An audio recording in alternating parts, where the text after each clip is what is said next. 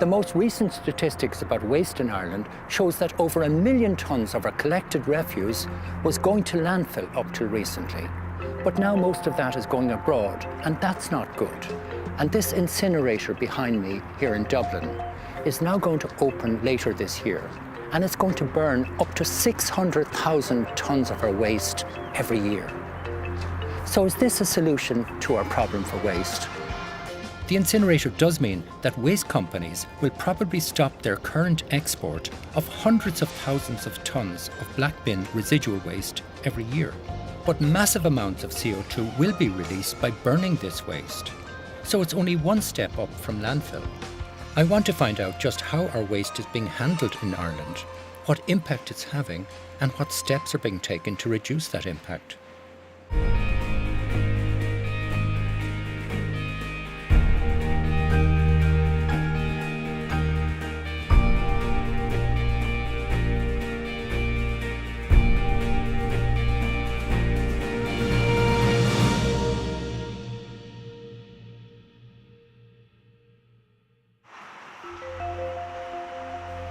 Waste is now big business.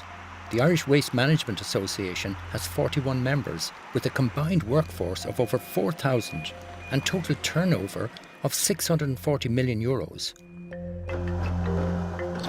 It's hardly surprising when you consider that we leave out 1.5 million tonnes of waste for collection every year.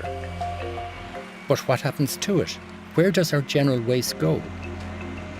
Surely all paper, plastic and aluminium is now being recycled.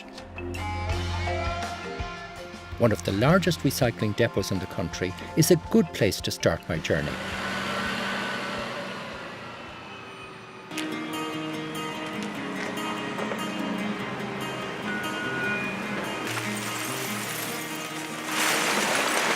This is waste management on an industrial scale, with a workforce of more than 100.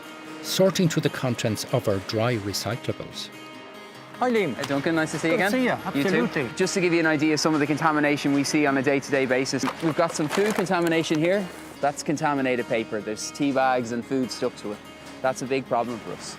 They could all be recycled, except they're now contaminated with food. We've got textiles, lots of textiles. So you can see this sort of material here, that shouldn't be in the green bin.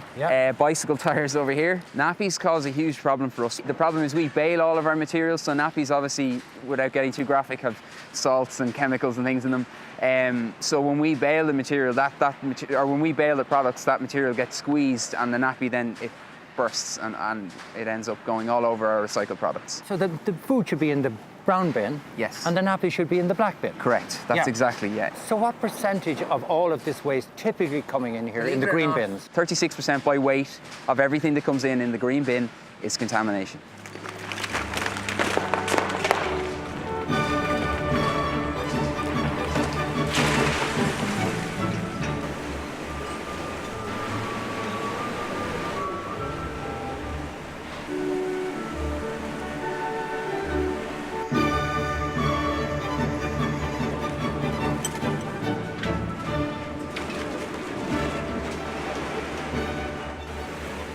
I'm shocked that around a third of what we put in our green bins doesn't get recycled.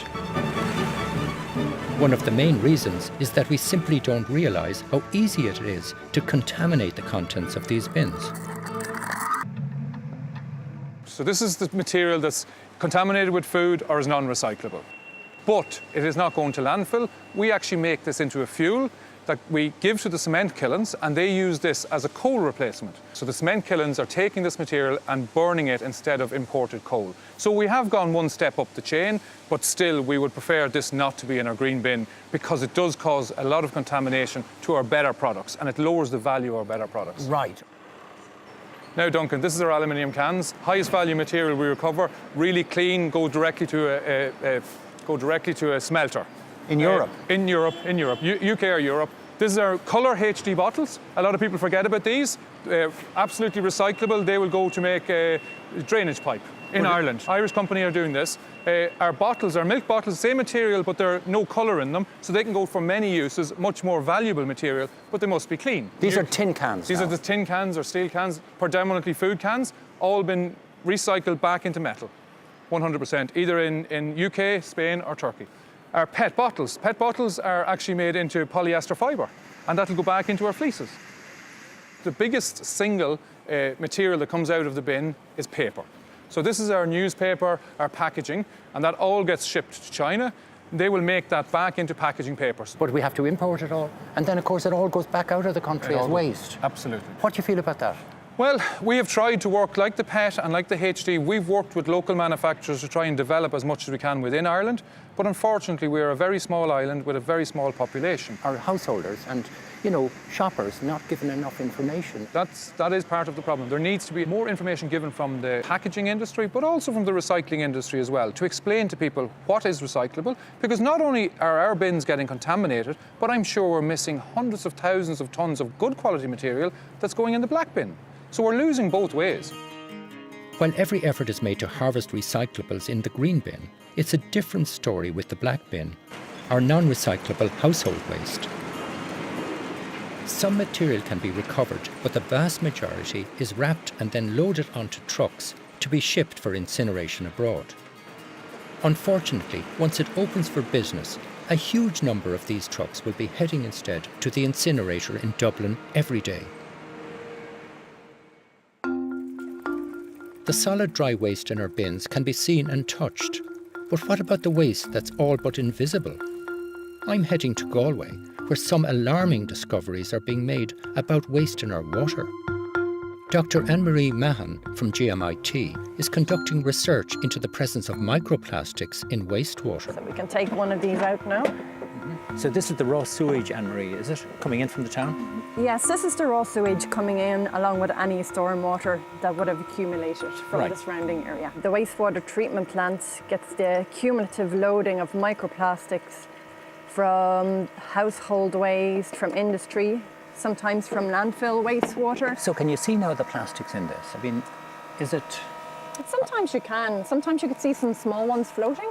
Yeah. Actually, there's something kind of floating around the... I see it on the bottom here, Yeah. the sediment here. So Yeah. some of that could be plastic, could it?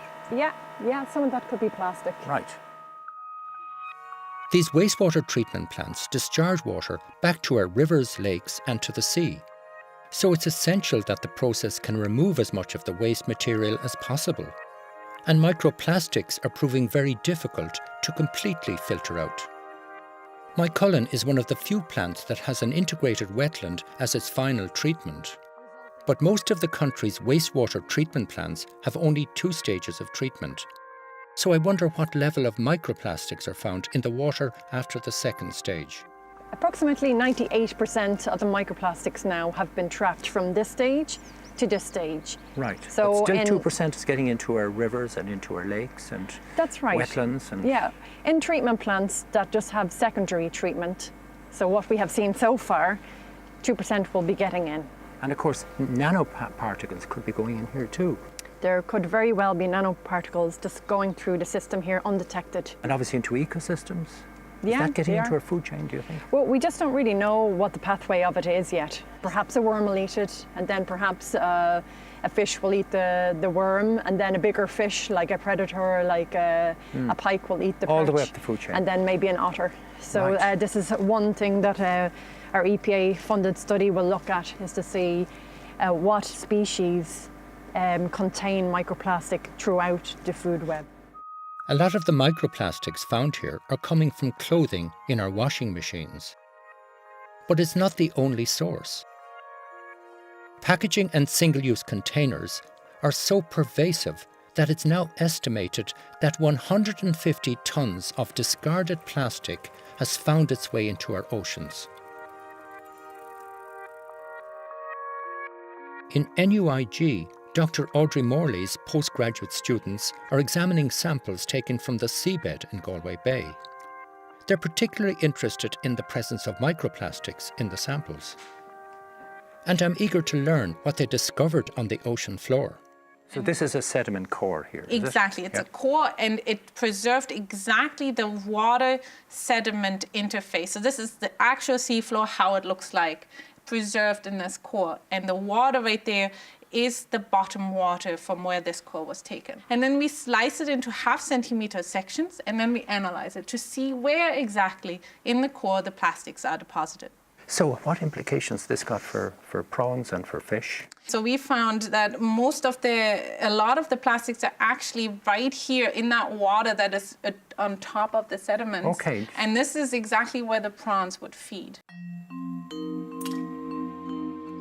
With microplastics on the seabed, the obvious fear is that they'll be consumed by sea life and ultimately make their way into our food chain. Well, I can see one thing that's looks like fiber. Yeah, Yeah, that's microplastic. that's microplastic. Yeah. But then there's lots of tinier little specks. Quite a few of them. That's algae. Oh, that's algae. Okay. We are very conservative with determining what is a plastic or not. If there's any doubt, we don't count it as a plastic. Okay. All right. So you it take a conservative view. Very Okay. conservative view Right. because it is a contentious issue. So we want to make sure that what we're saying is 100% right. 100% right. Okay. That's really good to know. Very intensive work, I have to say. We don't know whether the chemicals of the plastics will leach into the flesh that we're eating. Right. Well. So that is something that we need to figure out. Now, if you take the water column, from Yes. the seabed right up to the sea surface, Yes. are there microplastics at all levels, or is it Yes. all mostly down at the bottom? We definitely know that the plastics are in the water column. So really, plastic is everywhere. It's ubiquitous, right Yes. across our oceans, Yeah. and at all levels. It appears to be, yes. It's a big problem, isn't it? It is, yeah.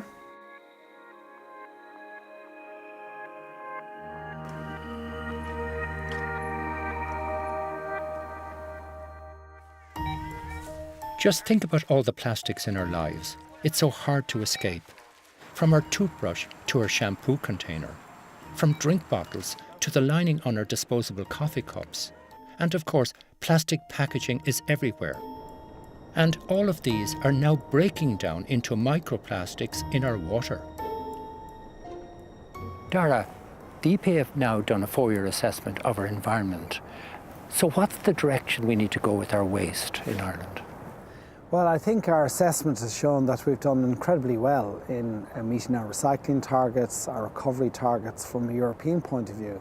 But we can't continue to recycle huge volumes of waste. We have to move from recycling to prevention and for reuse and for repurposing. So do we need a levy placed on all of these disposable products? And do we need also a deposit and refund on reusable containers? There are all sorts of economic models that are out there. We need to start using them and be more creative with them, and ultimately that will lead to a situation where we're not singly using a product and then discarding it. We've grown up in a culture of consumption, and how do we move away from that? Well, I think communities are at the heart of this challenge, and I think we get all of our signals about how to behave within our society from our peers, from our communities. And I think that's where we have to start. To get a clean environment, to get a sustainable economy, and to get a resilient society, we need to live better and to use less. One area of waste is growing at an alarming rate. Last year in Ireland, we spent €3.5 billion on clothing and footwear, and much of that was spent on what's known as fast fashion. Low cost, mass produced, and often worn just a few times before ending up in the bin.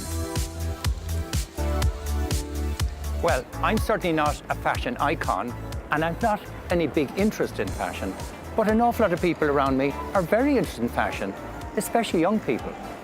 So I'm keen to find out from somebody that knows all about this. Ciara O'Doherty is a fashion blogger, and her YouTube videos are watched by thousands of enthusiastic followers. And I'm delighted to see that one of her most viewed videos is about downsizing your wardrobe. It is January, it's the perfect time of the year to do a nice spring clean of your wardrobe. So I'm going to take you through some of the tips that I've used before and also some new ones that I found to be so effective. I kind of like to share messages of being more minimalist and being more mindful about how people shop, but I don't want to tell people to stop shopping entirely, because I am someone who does adore fashion, but I've changed my perspective in a way that I've tried to make it as ethical as I can. We are living in a very unsustainable time. Yeah. because of consumption. Yeah. And advertising is driving it. But your generation is the ones going out buying at this rate, and really you are stealing your future. I think it'll be impossible to tell young women and men in Ireland to stop shopping and to stop consuming fashion. We won't stop. It's something that people just enjoy. But I think it's about teaching them how to shop better and how to shop smarter.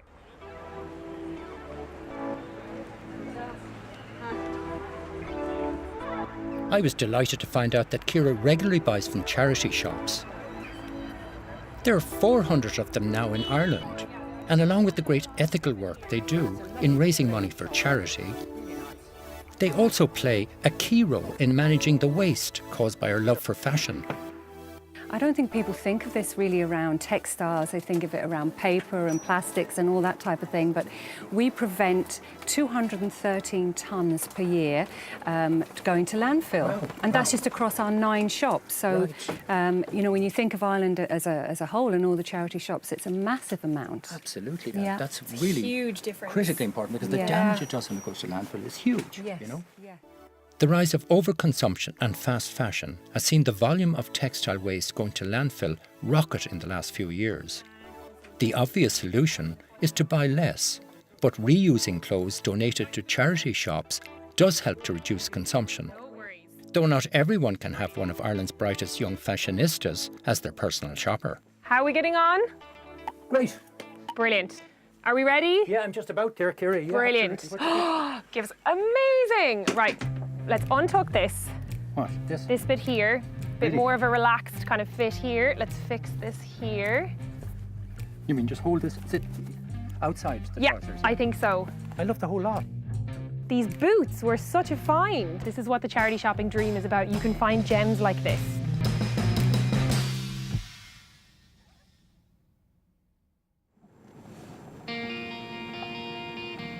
To really tackle our waste issue, we will have to act on a community level, rather than just as individuals. So my next port of call is to a community that's blazing a trail, Glasslough in County Monaghan. Hello. On a crisp winter's morning, I find the local primary school kids setting off on their daily walk to school. Hi everybody. Hello. Do you like walking to school? Yeah. Is it fun? Yeah. Yeah. It's good for the environment, isn't it? Yeah. Great. Lovely. Let's go. All right.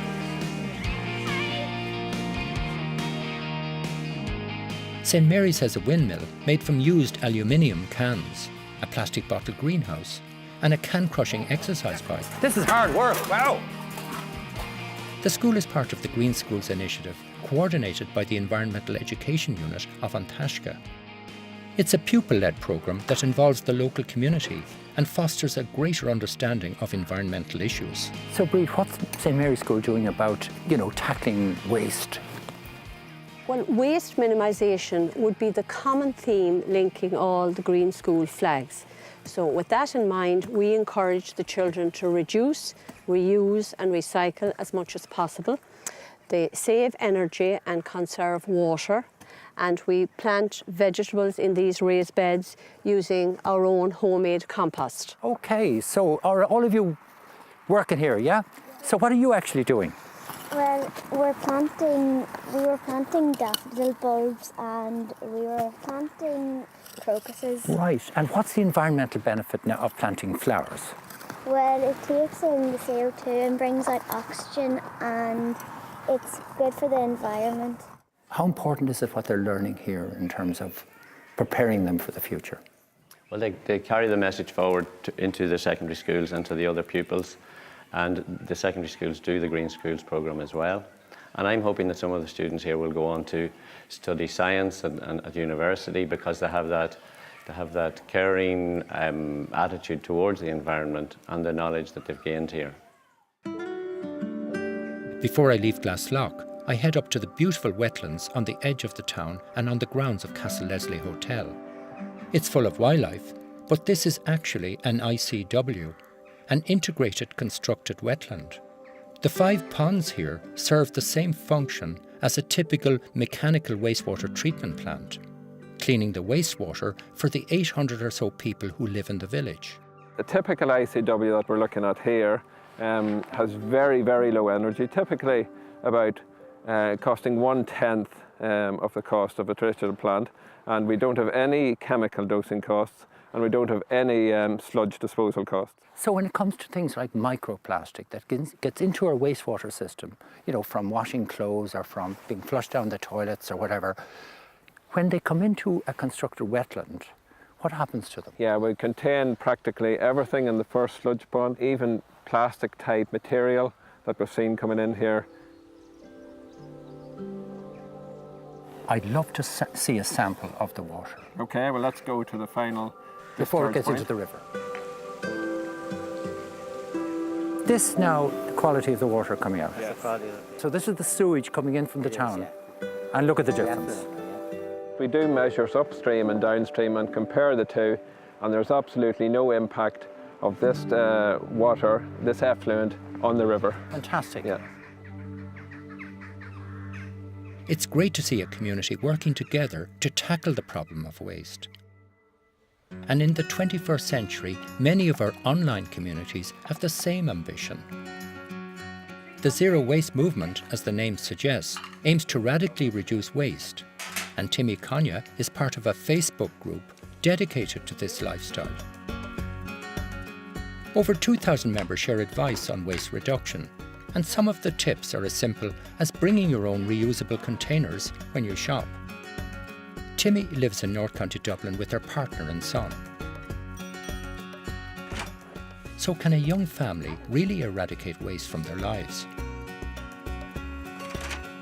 This is our black bin, and this is the waste for the month of September and October. This is 2 months' waste? Yes. In here?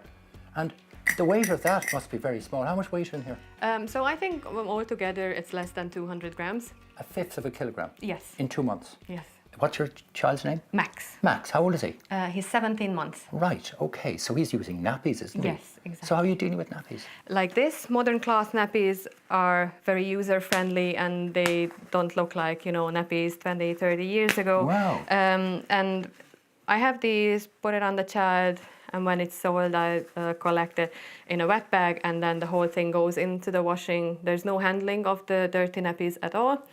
And then put them out to dry, and then use them again. These would be about 22 euro each. I own about 25 of these nappies, so we did a calculation on this, and you would break even in 1 year. Right. So Timmy, when you go to a supermarket, if you do go to supermarkets, Yep. that is, how do you deal with that? Because everything is full of packaging everywhere and over-packaging. How do you deal with that? Yes, so in the supermarket, I would only buy some fruit and veg that are loose.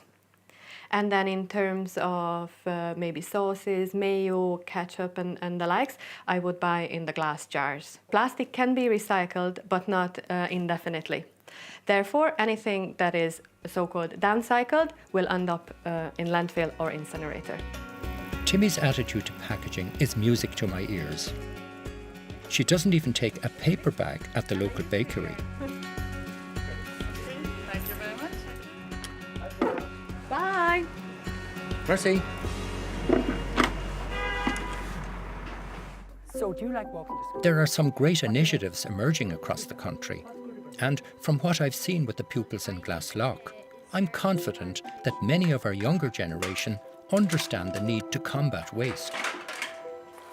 Let's not forget that we were pioneers when we introduced the plastic bag levy here in Ireland.